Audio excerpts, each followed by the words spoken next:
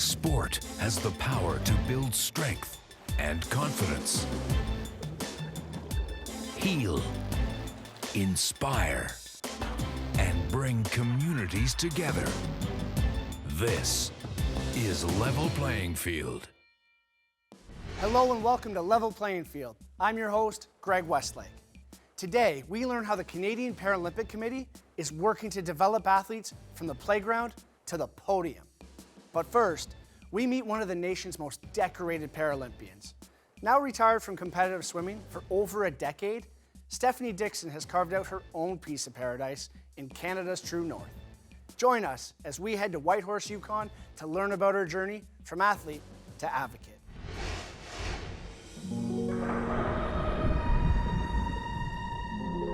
I feel at home in the water, and on land it's harder for me to be mobile. I need crutches, prosthetic leg, or I'm hopping or balancing on one leg. In the water, I am just so much more comfortable. My body was made for the water. It's really hard to describe, but I feel at peace. I feel beautiful, I feel powerful, and to this day, I would rather be in the water than on land. I was born missing my right leg, and my parents wanted me to be confident in my body and know that even though I was missing a leg, that my body was strong and powerful. So they put me in so many different sports, and the first one was swimming. And when I was 2 years old and put in the water, I turned into a little fish. And on land, I have crutches or a prosthetic leg, but in the water, it's me and my body, and I'm streamlined, and I look like a beautiful little mermaid. Her parents also quickly recognized how comfortable their little mermaid was in the water. Family doctor turned close family friend, Judy Maynard, remembers a conversation with Stephanie's mom over 30 years ago. She said, well, I'm putting her into everything I possibly can. She said, I've got her in downhill skiing, I've got her in gymnastics, but it wasn't long till she said, but it's swimming that she just takes to like a duck to water. As she got older, things continued to go swimmingly for Stephanie in the water. She was competing in able-bodied and para-swimming events with great success. But on land, things were a little more confusing. It was grade 7.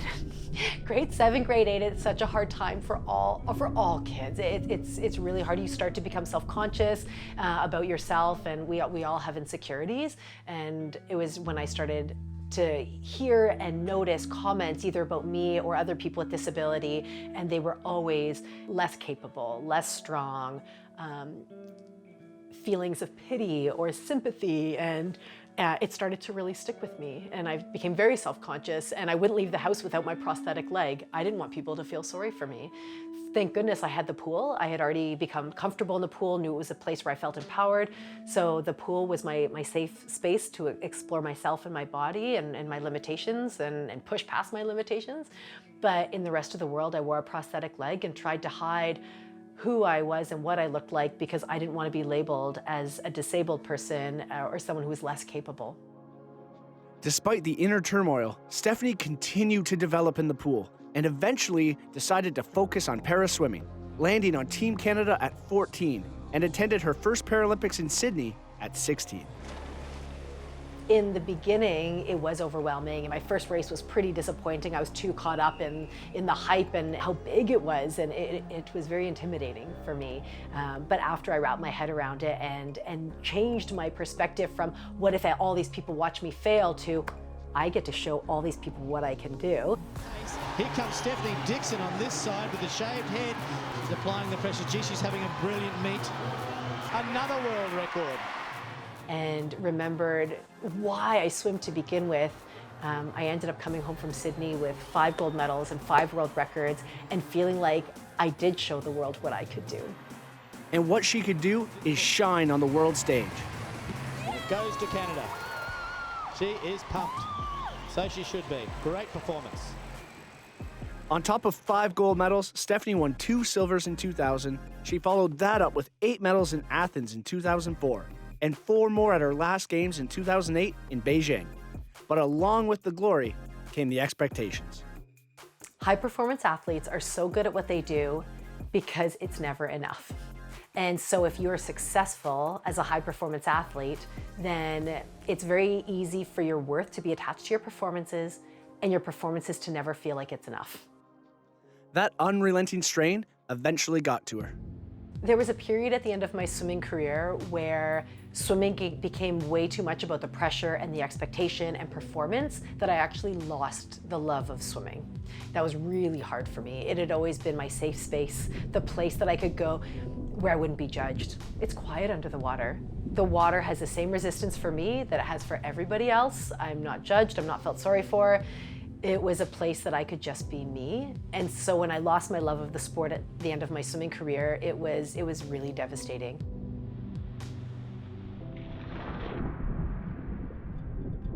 Eventually, she was able to rekindle her passion for swimming before ending her competitive career. Though she hasn't strayed far from the pool. After relocating to Whitehorse after retirement, Stephanie was recruited to coach the Yukon Graylings Masters Swim Club. I'm very passionate about helping other people feel strong and beautiful and empowered in the water, whether it's recreational purposes or competitive purposes. 3, 2, 1. And the Masters Swim Club Stephanie coaches does just that. Let's go, you guys. It brings together adult swimmers with a variety of experience, with the common goal of becoming stronger in the water. Stephen Mooney initially joined the club for one reason. Because of Stephanie. And we knew we had an incredible coach, and I wanted to improve my stroke. And her coaching ability to find the little imperfections in your stroke. You know, you hit the end of the pool and she said, Stephen, you're not reaching enough, you're not rotating enough. So she's really focused on technique to improve people's technique. Oh, think about keeping your legs straight and kick from your bum. Kick from your bum, yeah. Engage your glutes. She's coming from years of experience. And we are incredibly fortunate to have Steph in this pool. Yukon context, she's a gold nugget. All right, Penny, you got this. You. Stephanie's enthusiasm for helping athletes does not end with the adults in her swim club. Since retiring, she's also dedicated herself to advocating for athletes and ParaSport in Canada. I have been involved in every Paralympic game since I retired, and for lots of different reasons. I think that Paralympic sport is an incredible way to normalize difference and disability and to make people realize that all bodies can be beautiful and powerful. Paralympic sport is a great platform to do that. Stephanie also recognizes the greatest resource for spreading that message is the para-athletes themselves, which is why as she embarks on the next chapter of her life, she is sharing her story of triumph and tribulation. I think that it's important that I talk about my struggles because I don't want to set this unrealistic expectation and standard for other athletes that my success was linear and I always felt good about myself. And, you know, I've won Paralympic medals and been silently struggling on the inside. And so for any other athlete out there who everyone thinks is strong and has it all together but is struggling on the inside, I don't want them to feel alone. I want them to know it's normal and that I struggled too. Level Playing Field will return. Welcome back to Level Playing Field. Sport Explained, the Summer Paralympic Games. The Summer Paralympic Games is an international multi-sport event where athletes with physical disabilities compete for supremacy. It is the largest event of its kind and is held every 4 years. Like the Olympic Games, medals are awarded in each event: gold for first, silver for second, and bronze for third. The next installment of the Summer Games will take place between August 24th and September 5th, 2021 in Tokyo, Japan. There will be competitions in 22 sports at the Tokyo 2021 Games, featuring over 4,000 athletes from over 150 countries, all vying for Paralympic gold. There are 10 disability classifications that athletes must qualify in to compete at the Paralympic Games. Within each disability classification, there are also subcategories to balance the competition between athletes based on their abilities and gender. The number of classifications for each sport varies, so not every sport will have competitions in each classification. Now you're ready to cheer on our athletes as they go for gold.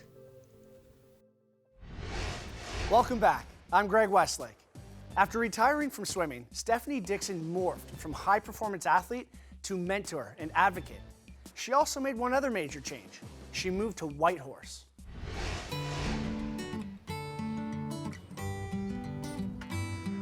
The Yukon is such a magical place. I mean, it has the incredible mountains. We're standing here beside a half-frozen lake. And between the wildlife, the vast landscape, it is the most beautiful place in the world, in my opinion. And it inspires me, the landscape and the community. Her move to Whitehorse was fueled by the great outdoors. But the reason she feels at home now is because of that community she mentions. It also doesn't hurt that her old friend Mackenzie Downing lives close by. They initially met on the pool deck at the University of Victoria as members of the swim team. 15 years later, Mackenzie, a native Yukoner, still finds herself drawn to her friend's magnetic personality. She's just really likes to live life to the fullest, I would say. And also that competitiveness, she really likes to physically challenge herself. So she'll be like, let's go hike this mountain, let's go bike down this big hill. And so she's always the one who's kind of driving this really physical challenge. Mackenzie isn't the only one drawn to Stephanie's spirit. It's an overall theme around town and is reflected in the size of the swim club she coaches. Swimming isn't a super popular sport, I would say, with the general public. And she has like one of the biggest masters clubs in like Yukon and BC because she just has that kind of infectious energy that makes you want to be close to her. On top of the coaching in Whitehorse, Stephanie does a lot of advocacy work around Canada. But whether she's delivering motivational talks, acting as an ambassador for Canadian Tire's Jumpstart program, broadcasting, or mentoring our next generation of athletes, she's always happy to return to her piece of paradise.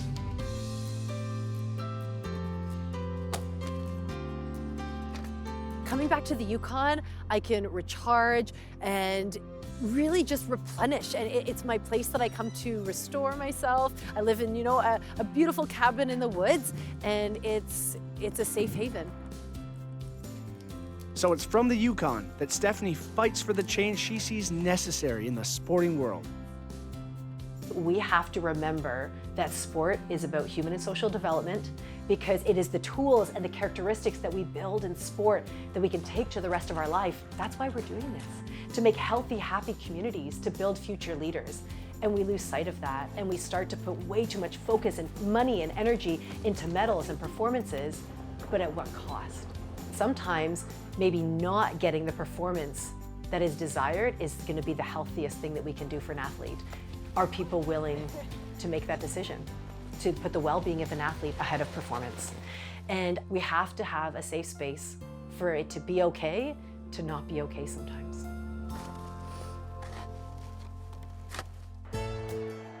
Her athlete-centric mentality is one of the reasons the Canadian Paralympic Committee felt Stephanie would be the perfect person to lead Team Canada into Tokyo next summer as chef de mission. I feel like my main role as chef de mission is to build excitement and unity within Team Canada, as well as with the media and sending our athlete stories back to Canada. You're not just the basketball team, you're not just the athletic team, but you guys are Team Canada. Get to know each other, feed off of each other, and take pride in wearing the maple leaf. Martin Richard, the CPC's Executive Director of Communications and Brand, recognizes that Stephanie's resume and reputation gives her instant credibility with the athletes. Stephanie is part of the family, she's part of the movement. She embodies what the spirit of Paralympics is. And for her as our leader, she is the one that will take the story to a whole new level and actually inspire that in other athletes. They look up to her, they value her, and they want to be as good as her. All of our athletes will relate to a different side of me, my personality, my story. So I want to share as much of my experience with them as possible. The ups, the downs, the triumphs, the struggles. What it was like to transition out of sport. For a lot of our athletes, these will be their last games. And I want to plant the seed in some of the athletes that I see you as chefs someday. And there is one important thing that she wants everyone on Team Canada to remember as they prepare for Tokyo. I've had so many achievements in my life. I'm in Canada Sports Hall of Fame. I received the Order of Canada, 7-time Paralympic champion. But the greatest accomplishment of my life is believing that I'm enough. I don't need anything on the outside to validate myself, my worth. And I think that's really hard for high-performance athletes, to believe you're enough without the medals, without the performance. And the irony is that we will achieve more when we do believe we're enough.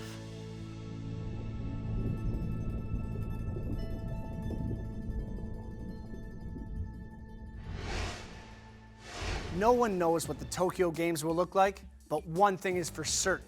Stephanie will be advocating for our athletes every step of the way. Now we take a short break, but when we return, we go behind the scenes of the organization charged with preparing Canadian athletes for life as Paralympians. More to come on Level Playing Field. Welcome back to Level Playing Field with Greg Westlake. Since its birth in 1981, the Canadian Paralympic Committee, or CPC, has worked tirelessly to advance ParaSport in our country, while enabling our athletes to reach the podium on the world stage. Now, almost 40 years later, they're working toward the same goals, but their methods have evolved. Let's take a look. Okay, rolling. And action. You've got a crew filming you in. No pressure. A big part of advancing parasport in Canada is building awareness. The CPC knows their best resource for doing that is the athletes. With that in mind, the CPC's communications team, led by Martin Richard, created an annual 2-day media summit in Toronto. Athletes spend one day talking to outlets from across the country. The second is spent at the CPC's main broadcasting partner. Brought 20 of our top athletes, medal potential for Tokyo 2020, and we brought them to CBC. And basically it was like an experience for them, almost like a speed dating experience. They met different types of media platforms, from digital to broadcast to news radio, and really got the opportunity to sit down and talk about themselves, tell their stories. For us, it was important for the spectators to be able to know the athletes before they compete and not discover them after they've won a medal or had a breakthrough performance. One of the athletes set to have a breakout performance in Tokyo is wheelchair tennis sensation Rob Shaw. Too short. All right, one more. Yeah, I like the media summits. It's a really cool opportunity for us as athletes to get our stories out there, just to help push the movement forward, get it into the hands and the ears and the eyes of the public.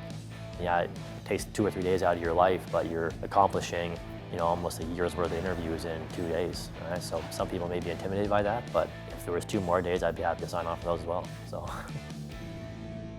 Promoting Paralympians like Rob clearly helps the movement. But Stephanie Dixon, chef de mission for the Tokyo Games, sees another benefit as well. The CPC is amazing. They recognize that it is the athletes' stories that are really inspirational. We're going to win medals. We're going to see world-class performances out of our team at the Paralympic Games, which is awesome. But when you really see something that touches you and makes you want to change your life is when it's relatable. And our athletes and their stories, it's relatable to all Canadians. That's what really touches people. So these summits have value on many levels, but they can still be intimidating, which is why the CPC doesn't just throw athletes to the wolves. And that's something para-kayaker Andrea Nelson was grateful for. Just some tips on how to deal with it, like pretending every interview is your first. Like, might be the 7th time you've asked it, but you don't know these answers. So try to remember that not everyone does know your story and the answers as you start getting less and less details. So they've been helpful for sure in just preparing us for what to expect. In some ways, the CPC has been guiding Andrea's parasport career from the beginning. While still in rehab following her skydiving accident, Andrea learned about a program run by the CPC called the Paralympian Search. Welcome to the Paralympian Search. Thank you for coming out today. Woo! Aimed at testing the aptitudes in various sports, the one-day event, hosted in cities across Canada, looks to discover athletes with development potential, but also introduce new grassroots sport opportunities to everyone who shows up, which is why Andrea decided to attend in the fall of 2018. I didn't go with the goal of I hope someone picks me up and I can go to the Paralympics. I just wanted to kind of see what was out there, go to an event where I could meet a bunch of different people from different sports, because I didn't have a sport in mind. I just wanted to go and try them all. It was definitely a good starting point.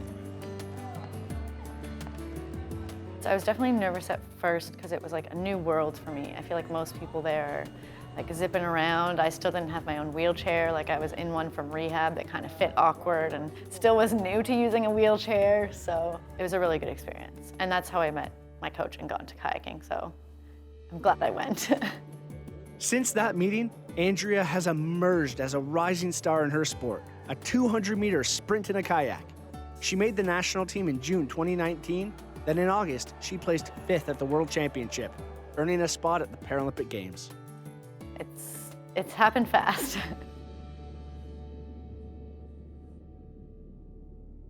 Andrea's story highlights the world-class development accomplished through the Paralympian Search. But just as important to the CPC is the connections people make with local parasport organizations for fun and recreation. However, their commitment to growing the movement at the grassroots level doesn't end there. The Paralympic Sport Development Fund was set up for just that purpose.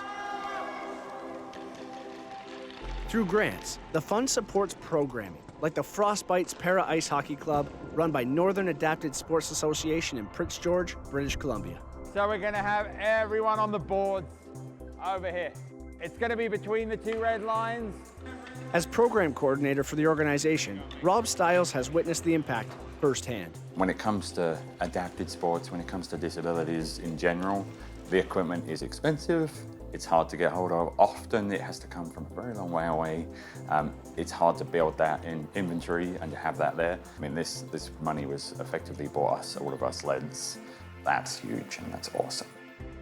The fund's ultimate goal is to build a sustainable parasport system in Canada, which according to Rob has always been something remote communities in BC have struggled with. It's a big problem. It's a big problem in the north. So, you know, it's important for us that if we do something and we say we're gonna keep it here, we're gonna keep it here and it's gonna be that. And that's why we really wanted to get our own equipment in Prince George.